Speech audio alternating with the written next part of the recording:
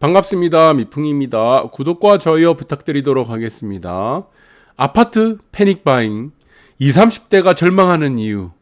여러분들 20, 30대가 아파트를 패닉하는 주 세대가 되었습니다. 왜 20, 30대가 아파트를 패닉 바잉을 했을까요? 여기서는 구조적인 이유가 있었다는 것입니다. 그나마 아파트를 패닉 바잉이라고 할 수 있었던 20, 30대는 다행입니다. 그런데 이런 아파트 패닉 바잉을 보면서 20, 30대는 패닉 바잉을 하지 못했던 20, 30대들이 절망할 수밖에 없다는 것입니다. 이 부분들을 여러분들이 잘 보셔야 된다. 그래서 저는 이것은 일시적인 요인들이 아니라 시장의 구조적인 요인들이다. 저는 이렇게 보고 있습니다. 왜 지금 20, 30대들이 이렇게 패닉 바잉을 했을까요? 대부분의 20, 30대는 패닉 바잉도 하지 못했습니다. 네, 할 수가 없죠. 아파트 값이 그렇게 올라가니까. 그리고 나머지 많은 세대들은 절망하고 있다. 네, 구체적으로 좀 보도록 하겠습니다.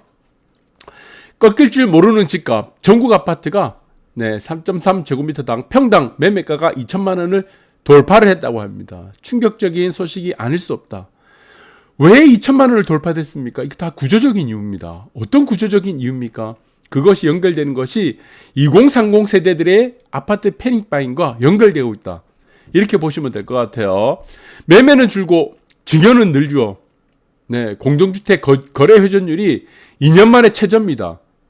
그래서 여기서 나타났던 현상들이 바로 가계대출 비중 중에 주택담보대출 비중이 최저로 떨어졌습니다. 대한민국 5천년 역사 그리고 단군 이래 주택담보대출 비율이 가계대출 중에 최저로 떨어졌어요.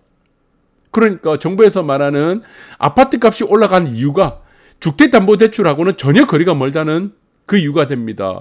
왜 이렇게 주택담보대출이 최저가 되었습니까? 네, 거래 회전율이 최저가 되었으니까. 왜 거래 회전율이 최저가 되었습니까? 매매가 줄고 증여가 늘었기 때문입니다. 여러분들 이 부분들을 잘 보시기 바라고.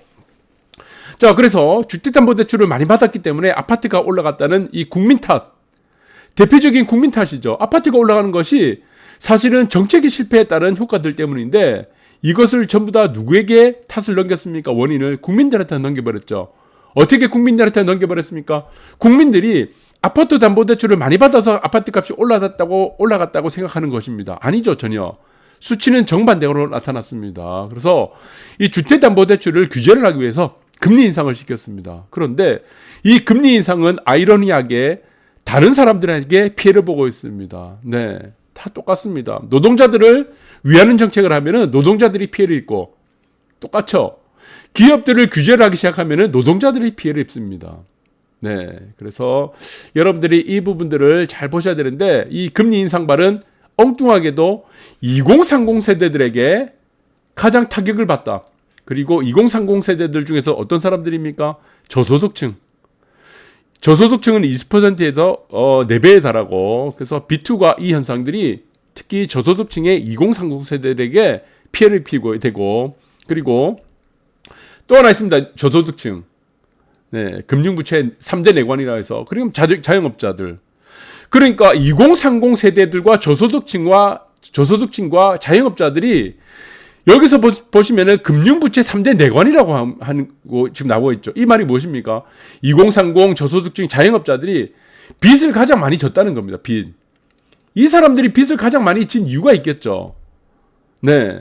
그래서 자산시장에 열애가 된 사람들, 이탈이 된 사람들이 2030 세대들이니까 2030 세대들이 빚을 내어서 위험 자산에 투자를 하기 시작한 겁니다. 주식 투자라든가 코인 투자. 집을 살 여력은 안 되니까, 대출도 안 되니까. 저소득층은 무엇에 빚을 많이 집니까? 네, 생계죠, 생계. 생계를 이어나가야 되니까. 직장 잃고, 공공근로 이런 일자리를 만들어 놓으니까 저소득층이 살 수가 없는 겁니다. 그리고 자영업자들이 빚을 많이 낼 이유가 있습니다. 낸 이유가 바로 코로나 때문이죠. 영업이 안 되니까. 아니, 코로나 때문에 영업 중단을 다 시켜버렸습니다. 영업시간 제한을 시켜버렸고. 여러분들 한번 생각해 보세요. 코로나가 밤에만 활동합니까? 낮에는 코로나가 활동을 안 해요. 무슨 상관입니까? 영업 제한이 도대체 무슨 상관이죠?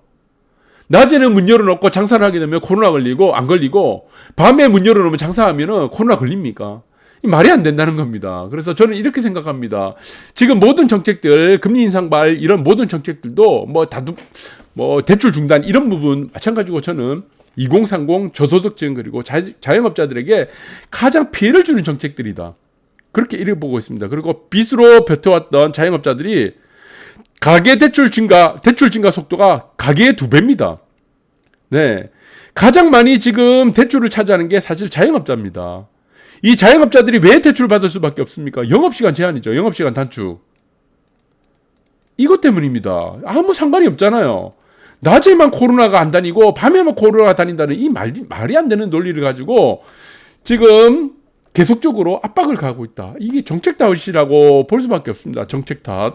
그래서 자영업자 밑에 보시면 될 것 같아요. 지금 밑에 보시면 막 계속 올라가고 있죠. 가계빚은 계속 올라가는데 주택담보대출 비율은 주담대 비율은 계속적으로 낮아지고 있다는 겁니다. 이 비율이 계속 낮아져요. 역대 최저로. 그래서 이거는 부동산 아파트 가격이 올라가는 이유하고 전혀 거리가 멀고 밑에 보시면은 자영업자 대출 증가율을 보시기 바랍니다. 계속 증가합니다. 자영업자. 네, 영업시간 단축으로 인해서 장사를 못하니까. 그래서 지금 모든 이유들을 우리가 좀 보셔야 되는데 지금 2030 세대들 절망에 빠져있다. 그래서 패닉바잉 이 부분들이 전부 다 연결되고 있습니다. 네, 연결되고 있죠. 그나마 패닉바잉 받은 세대들은 2030 세대들은 이제 한숨을 쉴 필요가 없는 거예요. 이제 뭐 안도에 지금 한숨을 쉬고 있고 집값은 정부가 올려놓고 국민만 지금 때려잡고 있잖아요.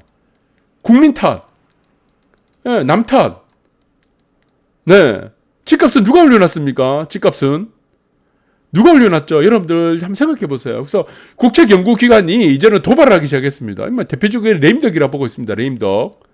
네, 레임덕이라 보고 있는데 어떻게 도발하고 있는지 한번 볼까요? 정부 산하의 국책연구기관이 이례적으로 정부의 부동산 정책을 강하게 비판하고 나섰다고 합니다. 네. 정부의 정책 목표가 부동산 가격을 통제를 하는 것이 되어서는 안 되며 부동산 거래가 활성화되도록 규제와 조세 등 불필요한 시장 개입을 최소화해야 된다는 것이 이것이 무엇입니까? 시장 경제에 맡기라는 겁니다. 시장 경제. 네. 근데 시장 경제를 하지 않고 이것을 어떻게 했습니까? 통제를 했다는 겁니다. 정부가 어떻게 통제를 했습니까? 조세, 규제와 조세로. 그러니까 시장의 반시장 정책으로 이루어졌다는 겁니다. 규제와 조세로. 그럼 규제와 조세를 놓게 되면은 어떻게 되겠습니까? 이게 그래서 후유증이 생기죠. 네. 후유증이 반드시 생깁니다. 어떤 후유증이 생깁니까? 네. 집값이 더 올라갑니다. 더 올라갈 수밖에 없다는 겁니다. 그것이 사실은 집값을 정말 잡겠다고 하는 논리가 있었다면은 부동산 거래를 활성화시키고 공급에 대한 대책을 마련했어야 되는데 그것 모든 것들을 다 없애버렸습니다. 네, 공급에 대한 걸 없애버리고 어떻게 됐습니까? 임대주택을 만드는 정책으로 만들어봤죠. 임대주택.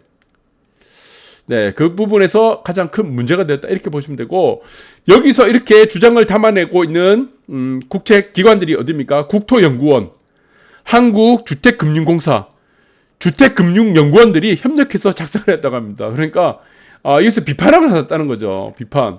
어떤 비판입니까? 정부에서 집값을 올려놓고 왜 국민 탓을 하냐 이겁니다. 네, 일리가 있는 말이죠. 네, 여러분들은 잘 아실 겁니다. 그렇게 해서 저는 그래서 30대의 패닉바인 이유가 이때까지 제가 설명했던 이유가 되는 겁니다. 대책이라고 하는 것은 여러분들이 정부가 어떤 지금 입장에서 스탠스를 취해야 됩니까? 정부는 우리가 경영학에서 가장 중요한 게 무엇입니까? 네, 우리 경영학에서 가장 중요한 게 무엇이죠? 네, 저는 경영에서 가장 중요한 것이 매니지먼트죠. 경영은 재무죠, 재무. 네, 뭐 여러 가지 뭐 회계도 있고 뭐 회계는 회계학 쪽이고 뭐 여기서는 뭐 말할 겁니다. 뭐 여기서는 뭐 마케팅도 있을 거고 경영에서는 그 다음에 또 무엇입니까? 네, 여기서 중요한 것은 시장 조성입니다. 시장 조성. 저는 그렇게 봐요. 시장 조성. 네, 그래서 경영이 왜 중요합니까? 정부가 국가를 경영하잖아요. 어떻게 경영을 해야 되겠습니까? 재무도 있고 마케팅도 있고 시장 조성. 그래서 저는 시장 조성이라는 부분들을 우리가 부동산을 입장으로 봐야 된다는 겁니다. 부동산. 정부는 시장 조성자가 돼야 된다는 겁니다. 어떻게 시장 조성을 해야 되겠습니까? 공급이 잘 이루어지냐 안 이루어지냐는 부분들을 시장의 관리자 입장에서 봐야 된다. 그래서 공급이 부족하면 어떻게 되겠습니까? 정부는 시장 조성을 해서 공급을 마련해 줘야 됩니다. 거래가 안 되니까. 지금 거래가 안 되잖아요. 공급이 넘쳐나면 어떻게 되겠습니까? 네. 여기서 규제를 이때 두는 겁니다. 넘쳐나는 규제를 바탕으로 해서 넘쳐나는 공급을 제한을 시켜야 되겠죠. 공급이 부족하면은 규제를 풀어야 되고, 조세를 낮춰야 되고, 공급을 늘리도록 활성화 방안을 만드는 것이, 그것이 바로 국가가 우리가 경영학적으로 봤을 때 시장 조성자의 역할을 만들어야 된다는 겁니다. 그런데 이런 시장 조성자의 역할을 실패가 돼버린 겁니다. 실패. 그러니까 30대가 이거 보고 나니까 공급이 안 나오는 거야. 공급이 아무리 봐도 무슨 규제를 만들어내니까. 그러니까 30대가 패닉바잉을 할 수밖에 없다는 겁니다. 다급해지는 거예요. 다급해져. 쫓기게 되는 겁니다. 다급해지고. 그러니까 4년새 추첨제 청약 당첨자 비중을 보니까 크게 줄었다고 하는 거죠. 지금이 보시면은 청약이 당첨되려면은 3년 동안 애 3명 낳아야 됩니다. 애 3명. 3명 출산해야 돼요. 죽어납니다, 이거. 남편은 맨날 코피 터지는 거예요. 와이프는 지금 무슨 산유 조리해야 되죠. 출산 이렇게 조리 온도 가야 되고, 몸 관리를 좀 해야 되고, 그리고 이제 건강 관리도 해야 되잖아요. 그거 없어. 애 낳고 또 출산하고, 애 만들고 출산하고, 애 만들고 출산하고. 그렇게 하지면은 이게 청약 당첨이 안 된다는 겁니다. 그래서 이 30대가 보고 났으니까 패닉바잉을 외에는 답이 없다는 겁니다. 그리고 서울 청약 추천제 당첨자 보니까 58%에서 7%로 줄었다고 합니다. 이 당첨 물량이 안 나온다는 얘기예요. 안 나오죠. 8분의 1토막 났습니다. 패닉바잉 외에는 집을 살 수 있는 방법이 없다는 겁니다. 패닉바잉 외에는. 네, 지금 패닉바잉 외에는 당첨될 수 있는 어떤 여러분들이 구조적인 시장 상황들이 안 만들어져 있다. 이렇게 보고 있습니다. 그래서 지금 이 문제를 또 해결하기 위해서 어떻게 들고 나왔냐. 네, 여기서 보시면은 야심차게 또 누구나 집 오늘 들고 나왔습니다. 근데 이게 실효성이 있습니까? 10년 뒤 분양가를 지금 정해서 10%만 증거금 좀 받아가지고 그래서 이제 보증금 받아가지고 들어가겠다 하겠다는 건데, 지금 건설사에서는 이게 너무 리스크가 크죠. 10년 동안 이루어지는 금융비 어떻게 충당할 것인지, 그리고 10년 후에 보시면은 시장 상황도 알 수 없고, 그리고 10년 후가 돼서 아파트 값이 2배 올랐다. 그러면은 지금 청약을 한 사람들, 이 사람들이 다 가져가는 구조가 되겠습니다. 그러면은 건설사들이 할 이유가 없다는 겁니다. 그래서 저는 모든 이유들이 어떻게 되느냐, 저는 이렇게 보고 있는 겁니다. 30대가 패닉 바잉을 할 수밖에 없는 시장 구조적인 이유 때문이다. 저는 그렇게 보고 있습니다. 그나마 패닉 바잉이라고도 할 수 있었던 20, 30대는 다행이에요. 앞으로 지금 보시면 2023년도부터면은 물량이 안 나옵니다, 이거. 지금 분양가 상한제 때문에 지금도 계속 미루고 있잖아요. 그래서 이 모든 문제들은, 지금 국책연구원들이 말했던 이 모든 문제들은 저는 정부가 불질러 놓고 국민만 때려잡는 이 형국이 되고 있다. 그렇게 보고 있습니다. 오늘 방송 여기까지 하도록 하겠습니다. 감사합니다.